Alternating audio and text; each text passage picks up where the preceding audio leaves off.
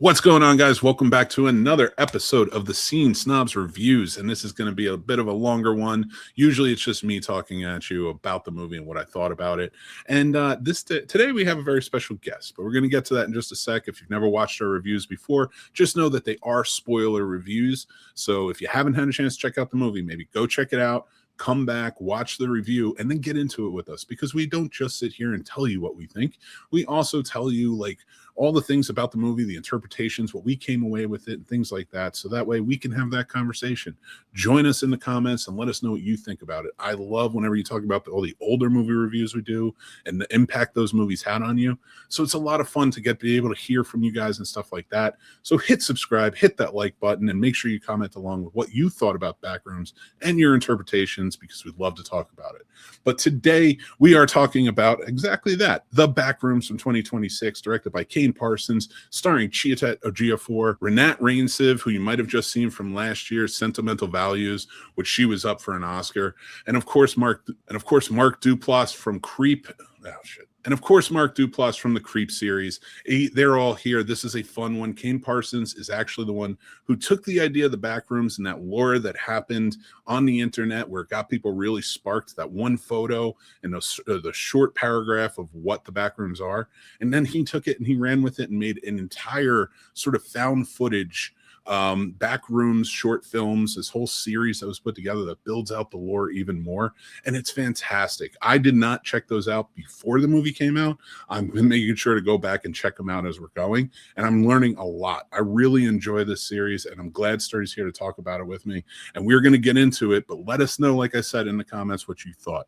Now, welcome Sir Sturdy from the Horror Sir Sturdy podcast, Popcorn and Pints, Sturdovision podcast, as well as the Sturdovision channel. The man knows horror. If you need somebody to help you in the journey of life through the horror genre, he is the guy you need to follow and go over and check out his channel. Welcome, Sir Sturdy. Please tell us what you got going on. I appreciate that. And well, I've been on vacation for a couple of weeks, so I'll be back this week. This Thursday, we'll be back with Horror with Sir Sturdy, another episode on there. If you want to watch us live, go to the Sturdovision channel right on YouTube. But we'll be reviewing Bring Her Back. And I'll say, because of this film right here, Backrooms, and this liminal horror, all I'm going to say is there's going to be a new segment starting this Thursday, because I'm just like, we were talking about it pre-show. Mick said he liked the idea, and I'm just like, it would just make the conversation a lot more entertaining. I just have to figure out where I want to put it in the show, but we'll get there. But I'm excited about that. I'm excited to be back. It was a nice 2 weeks off, but it's like, I missed it. I'm not going to lie, I missed it. Missed it a lot. And again, it just feels great to be back. It feels great to be back and talking horror again. I know you guys seen us on Popcorn and Pints, but talking horror is my thing, as Mick was just saying, and I'm just so freaking excited. I've been having a really, really good time reviewing the movies from last year. Again, like I said before, it's a fun way to really catch up with those movies from last year and have these discussions with, again, I do a spoiler show, so I look at it like they've been out for a full year now. If you haven't seen them, just watch them before you watch my show. If you haven't seen them, watch them before you watch the show. Mm-hmm. If you don't care about spoilers, then tune right in and have a good time listening to lives and all that good stuff. But yeah, I'm glad to be over here on the Snobs talking about Backrooms with Mick. I'm so glad you're here, man. It's so much fun to have you. And we always have fun conversations. And we were talking about liminal horror after you watched this. And I know you are such a huge fan of the found footage aspect of this. And with Backrooms not being a found footage, but it's birthed from a series that was found footage. Mm-hmm. And I love when you do on your show, you'll take like a month here and there and you'll be like, we're just found footage. I want to find some new stuff and talk about it. And it's always a lot of fun. We found some good ones through your show. Being on it, or even just watching and listening as a fan. And with this one, I thought it would be interesting because, like, again, we were talking about liminal horror. You like Blair Witch, which fits under that umbrella, and there's others as well. How do you feel comparatively? Like to me, it felt like this should have been sort of not should have been. I don't want to put it on there because this is such a great movie, but it could have really worked as a found footage. Did you like the regular narrative that they went with on this, or would you like to have seen it as found footage? I could have definitely seen this as a found footage, especially with I can't remember everybody's names in here, but the one guy was recording with them at first. Mm-hmm. Him and the girl, just them. It's their tape that's been found for this whole craziness that's been happening. Yeah. But at the same time, I'm not mad at the way they went either. Like, I thought the way they went was very interesting. And this movie, like I was telling you before we started, this movie confused the hell out of me. Like, it's something that I definitely have to go back and rewatch and probably watch it at least maybe 2 more times, honestly, just to really get it down. Because it's just, I'm like, what did I miss? What am I not understanding? What's going on here? I'm not mad that I don't understand it, but I want more, I want a better understanding of it. Oh, absolutely. And so let's start there. So like when we were talking about the found footage, I liked how they incorporated it in. I thought it worked naturally. They set it up perfectly. So when we get into those found footage jump scares, I was like, could this whole movie work this way? And honestly, like I've taken a step back from that. Not that it wouldn't work that way. I do like this narrative that they built in the first person and following these characters, I should say, and as they discover the back rooms, I felt like it gave us more of an intimate look to not be in the found footage realm. Like we got maybe not more questions answered, but more exposure to the back room. I always feel like found footage, you're kind of taking a step back when you watch it. You're being very voyeuristic. Whereas, yes, we're watching a movie, so it is voyeurism in a way. But to me, it felt like you're kind of in it with them when you're understanding these characters in and out. And I think that was an important part of this movie. So what we have here is a film that follows a struggling ex-architect after he and his wife had split up, and he's living in his furniture store, which he runs as Pirate Clark. His name himself being Clark, and he is sort of just fledgling throughout the entire thing. And as he goes on, he's visiting a therapist, trying to work through it, all his anger issues, his drinking, things like that. Well, one night he stumbles upon in the basement of his furniture store a doorway through the wall into the back rooms. Now, the back rooms are an endless sort of living thing that keeps copying itself and creating new rooms and such to make it as big as it can. As described as a 600-mile wide room. I don't know if that is what's adopted in here. I've been watching again, I'm waiting on the found footage. I have to get to all the details first. So I don't know everything. But in here, it is endless. He walks around. It's all different shapes, all different sizes. Things are all over the place, and they don't always feel right. You do not feel right in this spot. And all the while, we're following this gentleman, and he gets his employees involved to go and explore, and things go haywire wrong, and we'll get to that.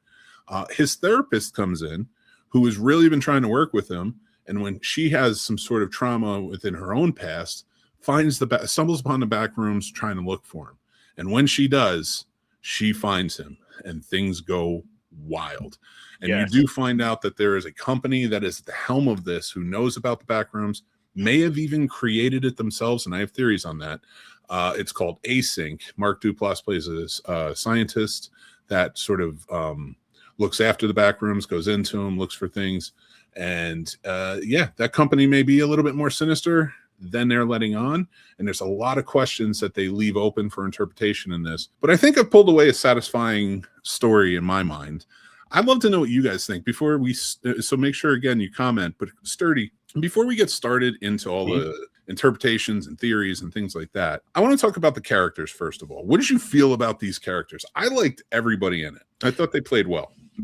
Agreed. And first of all, I gotta say, for a movie like this, the acting has to be on point. If the acting's not on point, this movie does not work at all. Because there were scenes where the main gentleman, Chiwetel Ejiofor, who is a fantastic actor. Yes, there's times where you think he's crazy, he is nuts, insane. And I love when you're watching a movie, and again, something like this, even more so, to where these actors make you feel like that their characters are the real person, like that's really who they are. So you have that love-hate for certain actors during the movie. You're like, oh, I can't stand this actor in these movies because of this. This gave you that feel, because with him, like when he's talking with the therapist at first, and the role playing as him or her being his wife, and you're just hearing the things that he's saying to it, you're just like, no wonder she fucking left, man. Damn. Yes. Like there's a nicer way of saying, like, listen, I had a long day at work. I'm exhausted. I'm sorry. I'm tired. Things are tough. I'm stressed, blah, blah, whatever the case may be. Not what he said, which was pretty much get up off your ass and work and this other stuff. I'm just like, there's a way better way of saying that. There's a way better way of saying that. And I'm paying for your school and all this other stuff. I'm like, if you didn't want to agree to that, if you didn't want to agree to, like, say, if it's like, hey, listen, you're married. I'm married. If our wives came to us and say, hey, listen, I'd say you could handle the bills on your own. Just say finances, we can handle the bills and take care of what we have to take care of on our own, the finances. Hey, I was thinking of going back to school for whatever they're doing for their field. They're going for, and you agree to it. Okay, cool. You either agree or you disagree to it. But once you agree or disagree to it, there's no going back about some bitch. Like, that's what he was saying. Like, bitch, I'm paying for your items. Like that. Yeah. So that right there, I'm like, I could see why his life kind of was in shambles. I mean, everything was in shambles for him. His store was in shambles. He couldn't sell anything. He's doing this whole pirate gimmick, and it just wasn't him. Like, I felt like the store wasn't working because he was never being himself. Mhm. And I feel, in a way, the back rooms, I could be wrong with this because there's some other stuff going on with those back rooms with that company. But it almost seemed like, at least at first, before he knew about that, like the back rooms are trying to help him find himself or something, and he just wasn't doing it, because every time he went back there and then went back to his therapist, the more honest he was.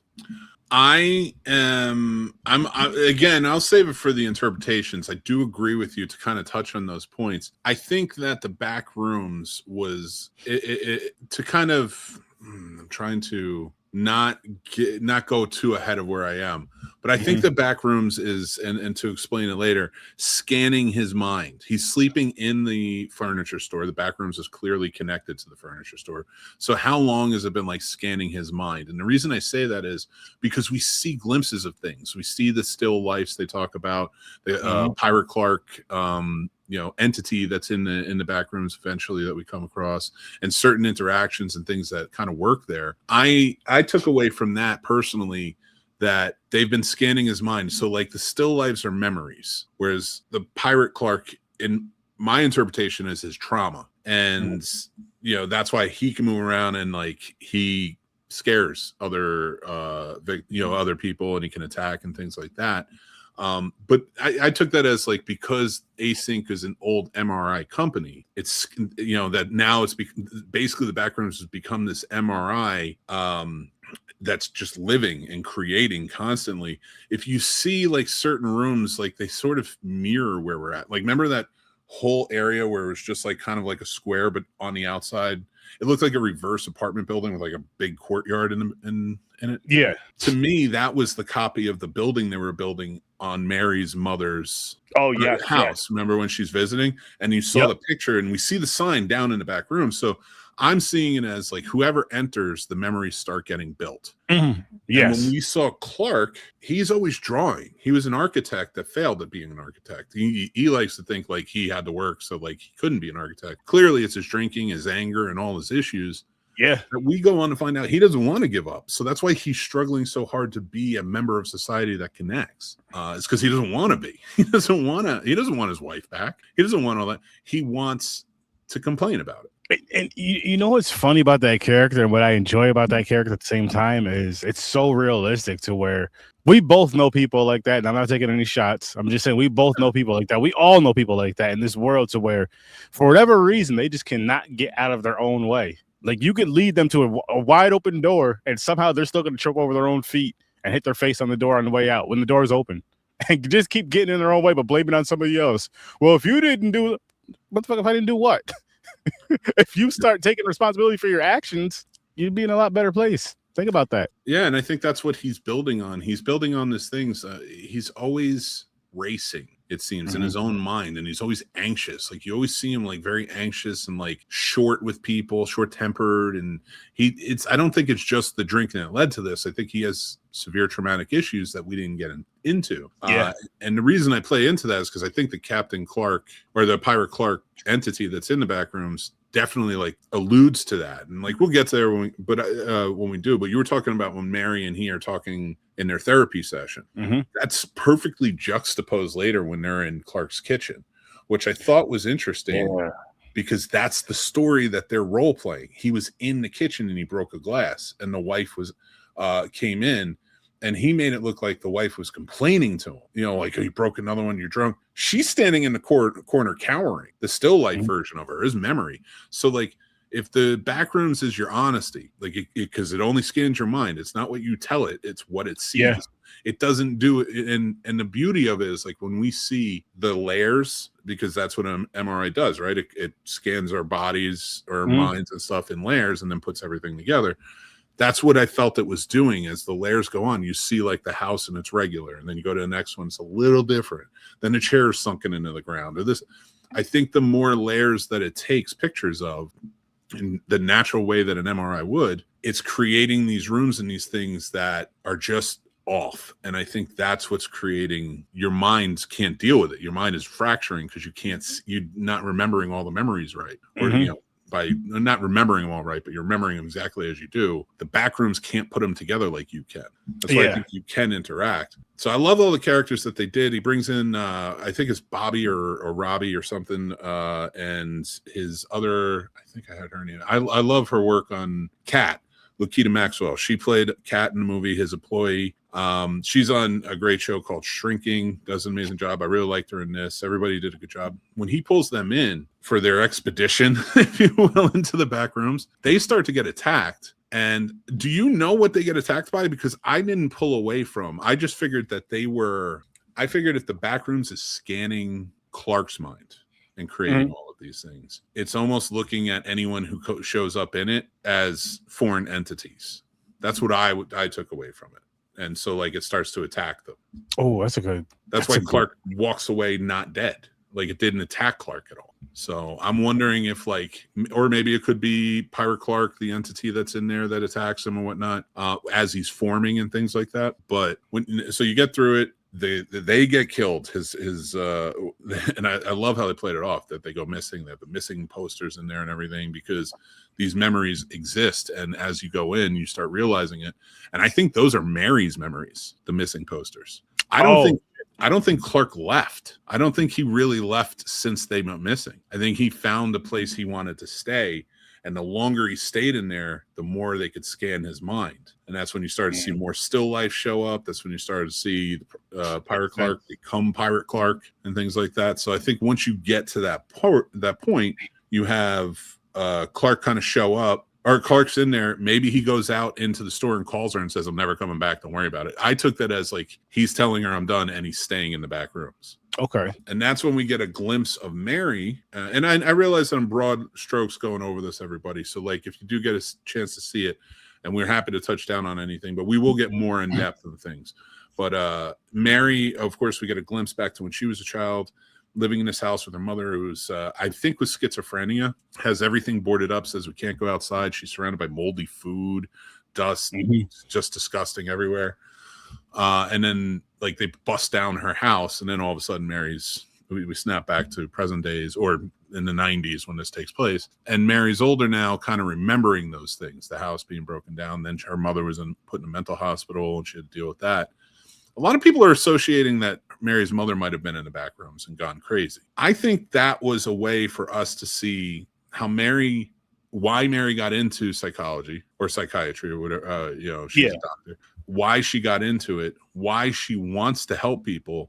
But ultimately when she's like, I don't even know if I am helping people, when she talks to Clark later, I don't know if I am helping you. I don't know if you can be helped. So I think that to her was like her realization of like, she's trying, but let go of the guilt. You're not the one that's making this happen. Some people don't want to change. That's what I took away from it. And like when her memories start coming in, it's because the back room is now scanning her. Now they find another mind to kind of go with. Yeah. And if you notice, after she comes in, the back rooms start to look like things. When Clark is in there, it's jumbled. It's sort of a mess. Like you have his store in there, but it's all like all the furniture on top of each other. Like, and I took that as like, that's his anxious mind, not being able to be an architect, not being able to piece things together. Even the drawings that he makes, they're all very absurdist and oblong and things like that. And so I took it as when the backroom scans his mind, that's what we get. And then later we have Mary's mind being scanned, and we could talk about what happens to Mary after the doctors save her and she gets away from Pirate Clark and stuff. But ultimately, I think this is a movie for me that is dealing with and showing how our trauma, not just our traumas, but like our trauma, our thinking, things like that, all not only make us who we are, but how it affects us.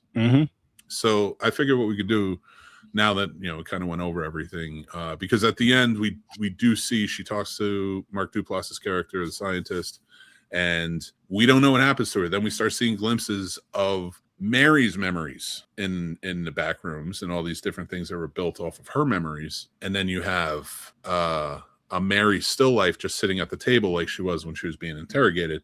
A lot of people are wondering if she turned into the still life or if that's just a memory of hers kind of living there and maybe she died or she's still in there or something like that. Yeah.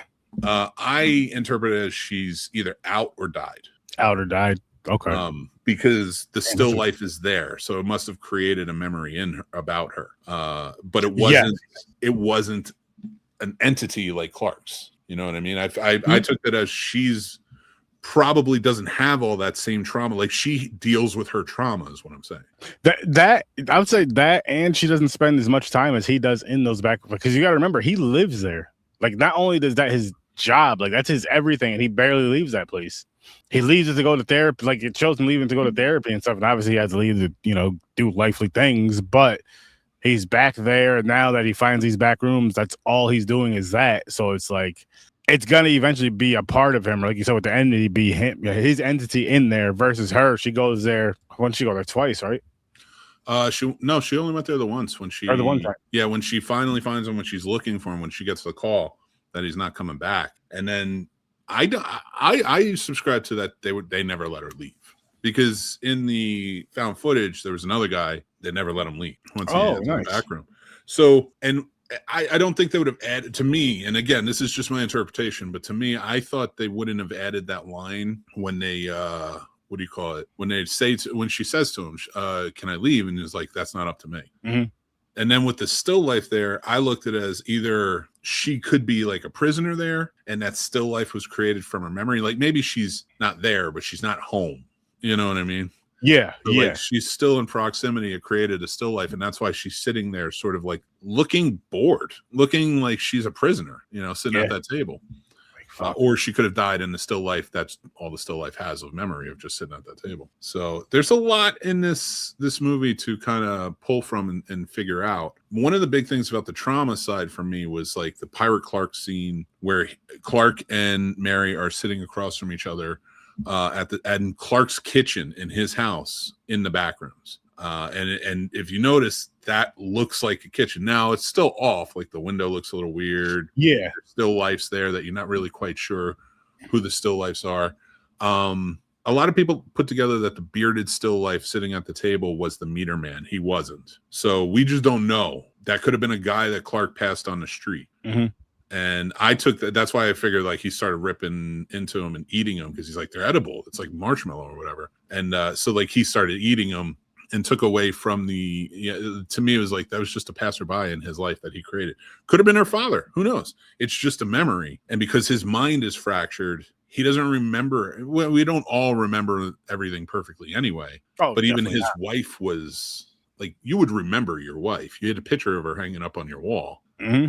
So to me, I'm like, you would have remembered what your wife looked like. She wouldn't have looked like that, because remember, Mary's a little fractured, but you could tell it's Mary, her still life. You could not tell it was his wife that was sitting there from our pictures and stuff. So I'm wondering if his mind is so fractured, his memories can't be trusted.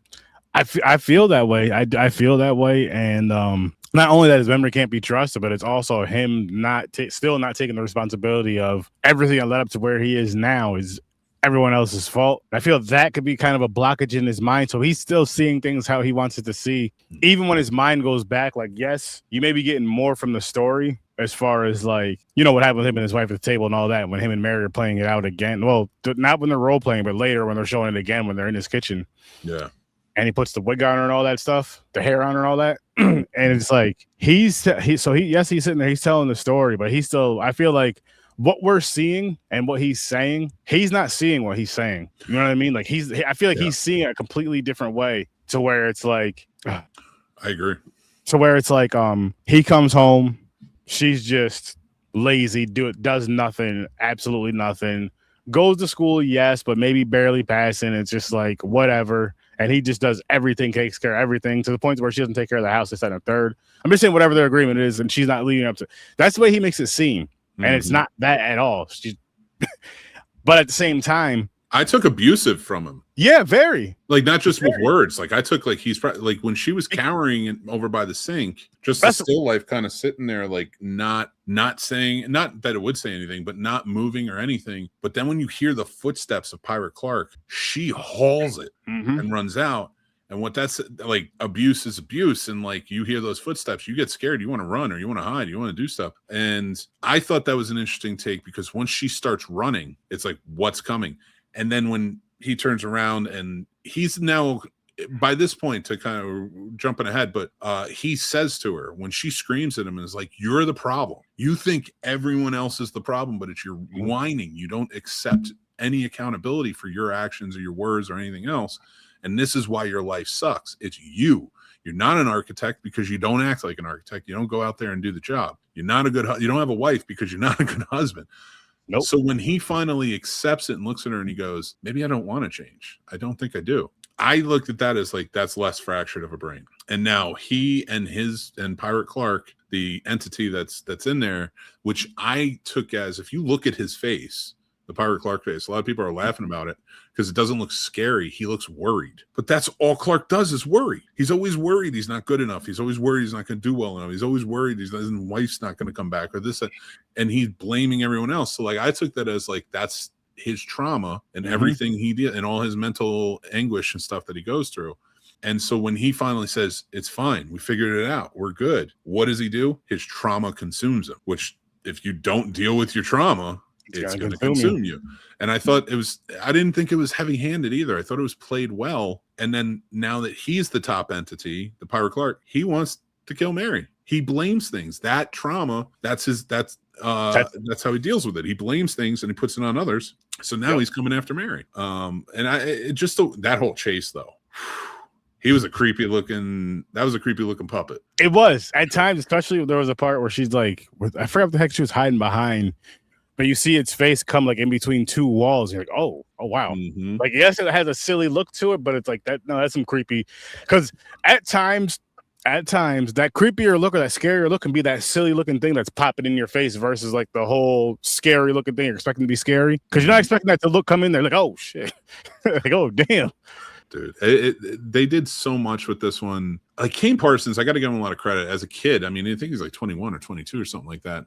And I know a lot of people are like, a lot of people are like in this weirdly controversial state on it, where like somebody that young couldn't have put together a movie so intricate. I don't know what you're talking about. Most of the best filmmakers that you remember today started in their 20s and were making things that were influential. So I don't know what that means, but like this dude walked in and after building out this lore on his own on his YouTube channel, steps up and makes this movie that, in my opinion, is one that wholeheartedly is a brilliant film. It makes you think. Is it perfect? No. Is there a lot of perfect things about it? Yes. And the one thing I love about the story is the interpretations. They may be an answer for them, but your interpretations, they don't feel unfulfilled. So I feel that makes a good mark of a good movie. What do you think about it? Let me think about that one for a minute, Mick. Yeah. No, listen, there's a lot to unpack in this movie. There is, and again, like I was saying earlier, this is definitely something I got to watch at least one more, maybe even two more times, just to really get more out of it. Because off of a one-time watch for a movie like this, it's just there's so much that goes on. Yeah, there's so much that goes on, and on top of that, there's a lot of important dialogue in this movie that I feel you can pick up on probably with a second time watch. Because as I'm watching it the first time, I'm not saying I'm not listening to it, but I'm listening to it as more of a conversation, just the conversation going on throughout the movie. But now I'm like, there's definitely certain things that I know I missed. Just again, big thing is going with the role playing thing. Yeah. When he's first talking to Mary, if you ignore that whole conversation, when it goes back to it, when it's in his kitchen in the back room, you're gonna be like, what's going on here? Why is that? But when you see it like that, you're like, oh, this is how it really went down, because you've seen how angry he got when it was him and Mary. One thing I really, really, really enjoyed about that scene was like after the role playing part, I forgot what she asked him, and he was like, who am I talking to? Am I talking to you, or am I talking to as you or my wife? And he's like, no, now get out of that. Now it's back to the therapy session. Yeah. And you seen how his attitude shifted, completely changed. Yep. It's like it was like a switch came on, which is, I don't know if there's like I'm not trying to make a joke of this, but I don't know if it's like this abusive switch, like, okay, here's my victim, switch on, now I can be tough. Oh, victim's gone, switch on. Now it's like defense mode, poor me. I don't know what's going on. I don't know why my life is like this. Because that's what it seemed like with that switch. Because his attitude completely changed to where like even his shoulders and his body language was way more relaxed when he was talking to her as Mary than as his wife. And I'm like, that right there is, again, I bring it up a lot. Scenes like that and films are so important because with the body language and all that, because that really, really, really brings it to a scene, really sells the scene, really makes you feel like you're watching, like, it almost takes you out of the experience of watching a movie in a sense where it feels like you're just on the wall, just watching this go down. You can't do anything about it. So I'm not saying you could jump in there and be a hero, but you can't do anything about it. It feels less like a movie when scenes really, really knock it out of the park like that versus when you see the conversation going on, but there's no body language, there's no facial expressions, there's no nothing. It's just me and you talking, so to speak. And that takes away, or it brings a lot. And some people may say it's, it's simple, but it's really, really, really, really important in my opinion, especially with scenes like that to where you have a lot of dialogue. You don't want people getting bored from the dialogue. You want people to be locked into the dialogue. How do you get locked in? Being locked in. How do you get locked in when if you hear your siblings arguing or something funny, it's how they are. It's how they're acting. It's the body language. You're like, I know where this is going. I know, just by body language, you can see, how certain situations are going to go down just by, I got to get up and go break this up, or nothing's going to happen. This is going to be a yelling match. Yeah. And with this, like, I just love the fact that how I almost feel to where if he was still in that mindset of not talking to Mary, he may have got up and approached her because I feel he really damn near seen his wife in that conversation. Oh yeah, and I think it was a matter of wanting to see her. I think that was for him in a way because he's not getting closure from the Mary still life. It's not the Mary still life, his wife's still life, because nothing's happening there. Like yes, she may be afraid of Pirate Clark, but she's not afraid of him. Like but she is cowering from him. So I think there's still that essence of like in his memory, he can't hide the subconscious from the back room. So the subconscious is going to always show him. I think that's why Pirate Clark is such an important entity to remember here, is that that's the way he sees himself, crooked and broken and like always anxious and having this worried look on his face and being sinister. He won't say that. He doesn't want to believe that he thinks that of himself. But I think because he's such a victim and he plays the victim card so much, he's always lying to himself. And that's why the back rooms are so messed up, is because they're trying to sort of copy these memories, in his head and build out from there. So if he's always lying to himself, like I'm a great architect, but everything looks messed up, even his drawings, they don't look like buildings you would ever make, or anything like that. Yeah. So I think when you have that aspect of it, all of those lies are what why you're seeing not just the still lifes, not just the entities, but like why the rooms look the way they do, why they're all jumbled and stuff is because he's not thinking with a clear head, and it's just copying the lies and the subconscious and all of these things that are seeping through. And that's why I think like when you see Mary's, they're a little more put together. They're still memories. They're still distorted in small ways, but remembered a lot better. She has a clearer head. She has a clearer mind that can deal with this and kind of pull that out.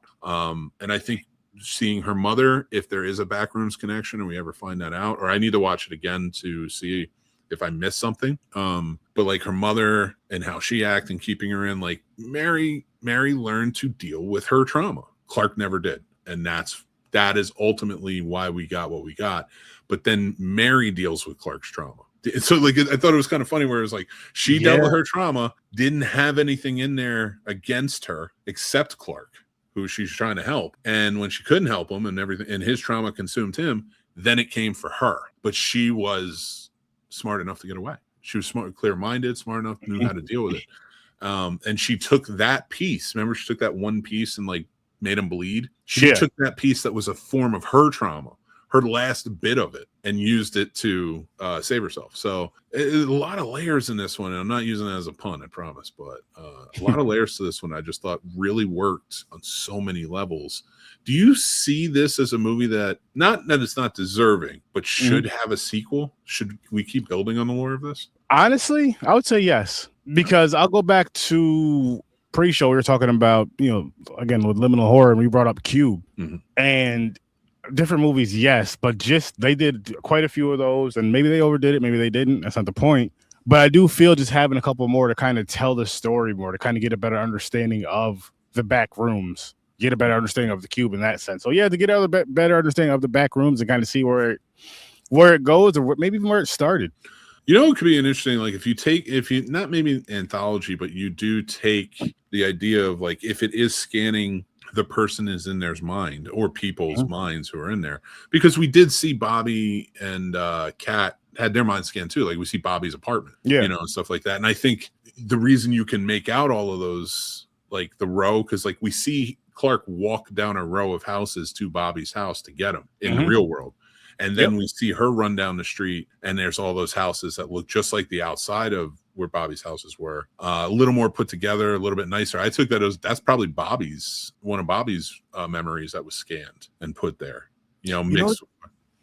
I'm sorry, but it's given me kind of just in the sense of almost two worlds, but not two worlds. Us in some ways, some way, just because like when he's in the back room. Completely different. And I know it's the two different, you know, with the people and all that stuff, but just when he's back there, it's like he's in this other world and he's just other mind, other everything else, almost where he wants to be, I'll say. And then when he's in the real world, you see how he is, especially when he's not thinking about his wife. When he's talking to Mary and all that stuff, he's a completely different guy. He has zero confidence. He makes terrible commercials, dressed as a pirate. Like that, oh my gosh, that scene was so freaking funny. That scene was so freaking funny, but it was sad in the sense of like, again, I'm gonna keep saying this, but if you take responsibility for your actions, all that stuff, take accountability, you'd have the right group of people around you to have that store running the way it should be, to have a really good commercial, even if you don't have the pirate twist, the fun pirate twist on there, but a really good, fun commercial to have that twist on there. If you weren't so self-absorbed of thinking you're an architect that sells furniture, instead of just saying, listen, you're not an architect, it didn't work, put all it towards selling this furniture. Use your architecture skills to furnish the store, as far as, well, not furnish the store, but as far as like having a nice layout to where people want to go in there and buy stuff. Boom. But you just kind of... It does... And what I liked about it too, though, is I feel like it's one of those movies you can learn something from, where it's like, this is what can happen to you. I'm not saying in the sense of the whole back room and all that other stuff, but it's more so of like a mental aspect, to where you don't want to take accountability. You want this, that, and the third in life, but you're not taking accountability for anything. You're not really trying. You're not doing what you're supposed to be doing to get there. You're gonna end up working at a failed furniture store and still pointing fingers at everybody. And it only fails because he's not putting into it what he needs to. Yeah, that's what I'm saying. Because he could look at it, okay, you know what? For whatever reason, he didn't, you know what I mean? Minus the drinking and the alcohol, this, that, and the third. Say he has the talent to do it. So, okay, you know what? I got bumped down to here. If I want to get back there, I need to be successful here first. Build up, sober up, get your therapy, you know, get your store running right. And then, hey, you know what? I'm getting into therapy. See if you can fix things with your wife, even if it's just friends. Fix that. I just don't think he was capable. I think that's why ultimately, like, even when he says it, I agree with you. So even in like a normal level-headed person who's dealing with this, like if Mary was in this situation, she'd probably be able to make it work. He can't. I think he was so addicted to the back rooms and wanting to be in the back rooms, because he doesn't like people. He's nasty to everyone he talks to. He tries to come off as like this people person, but he's not. I think he's making the videos because he thinks that's what needs to be done, which is funny because he has a video out there. Like we see the doctor played by Mark Duplass when he's sitting with his family. He watches a commercial and there's one already that exists. So he's like, I realize like business is failing, but it's almost like when he's making that video in the beginning, it's desperation, and he is in a flooded zone of like not thinking straight. Let's just do it. We need a new video. We need something to get people in here now. No credit, whatever. And so that's why he's running around like a maniac, like trying to do it and running and not stopping and be like, all right, let's go set up over here. He's like running from one section to the other and falling down and all this other stuff. And again, blaming everybody else. The chair sucks, this, that, and the other. It's like, yeah, because your store sucks because you don't have good stuff.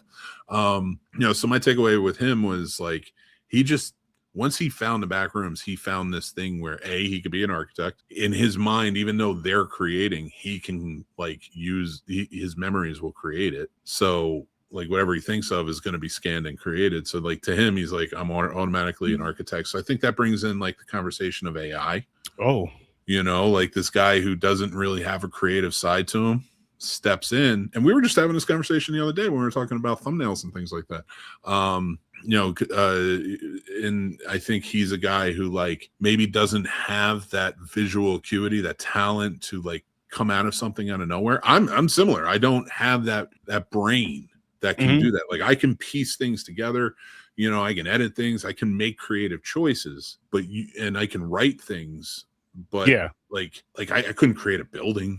You know, like I'm not even a great graphic artist. Like I do pretty well, and I've learned a lot. But that's skill more than talent. You know, learn skill more than talent. So like I think for that, there's like this aspect of AI of like if you look at it as a living entity that creates off of your mind waves, and you use it for that such, or you get addicted to it, it's almost like that's what AI is doing to you in the internet and things like that. It's almost solidifying the issues that you have, you know, rather than help you. So, oh shit, I didn't even think about that. I didn't even think about it like that, but that makes sense. And I'll give it to the director because he said, he was like, no, I have no interest in AI. He's like, why would I do what I'm doing if I wanted to use AI? The point of art is to connect with like life and humanity from your perspective and like to put that out there. And I thought that was a really beautiful sentiment, you know. So this kid's got a good future ahead of him. He did a lot of planning. I got to give the technical aspects of this were phenomenal. He shot it well. Everything for a disgusting, ugly, yellow, endless labyrinth. It looks cool. It keeps you engaged. There's always something new to look at. The art direction in this is outstanding. I love the production design of this movie. He keeps you enthralled throughout the entire thing. It's interesting.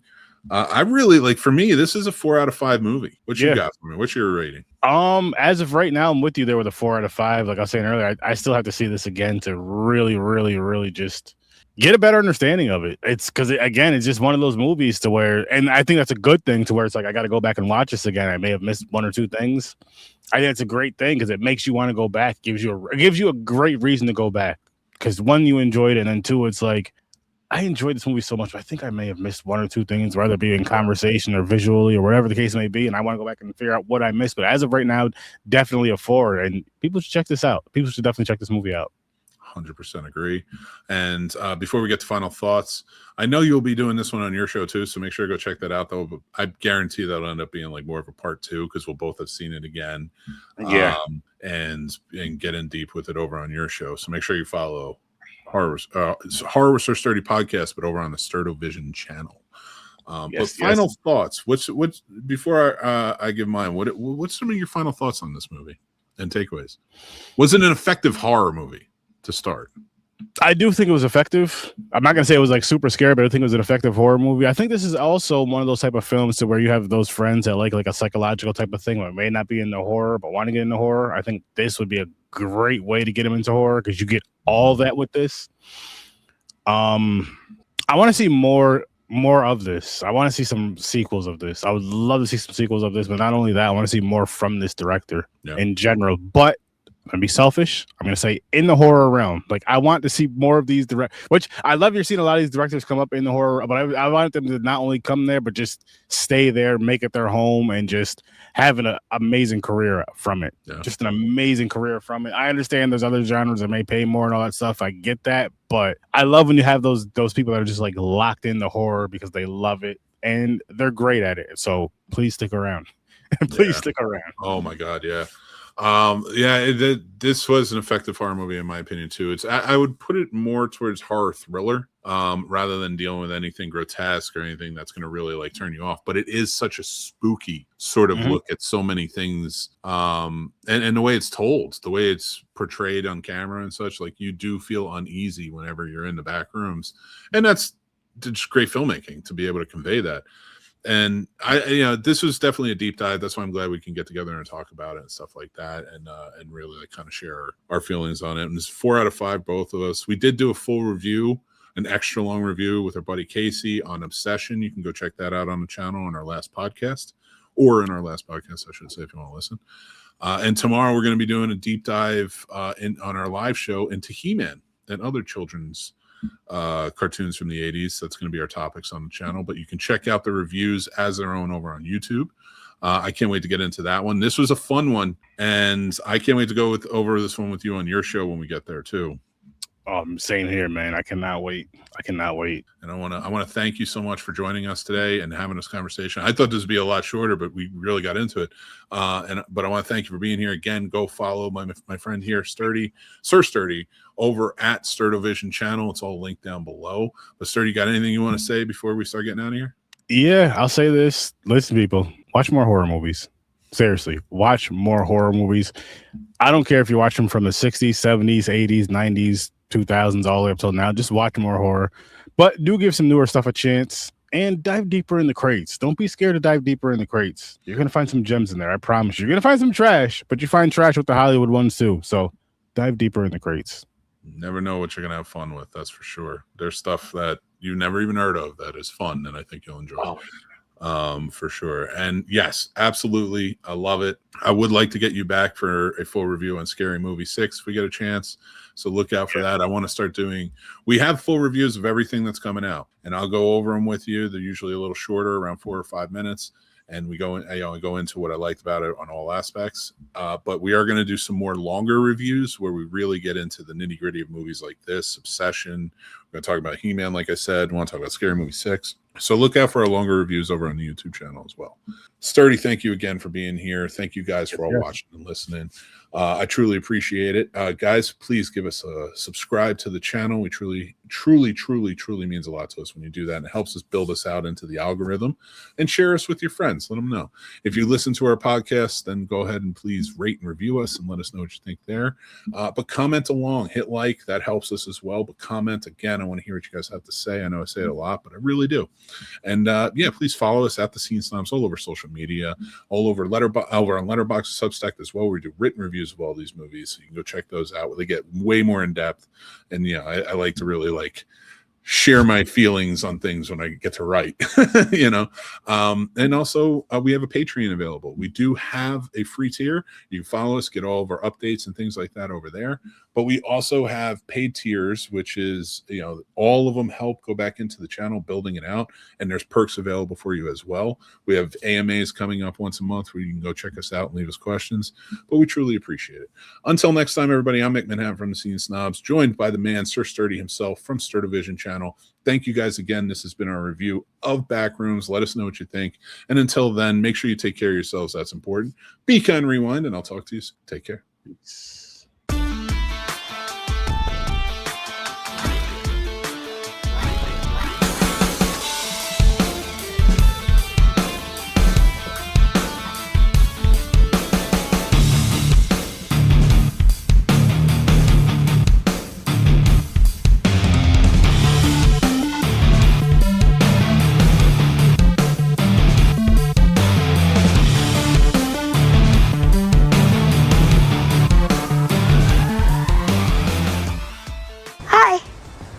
Just wrapping up my podcast.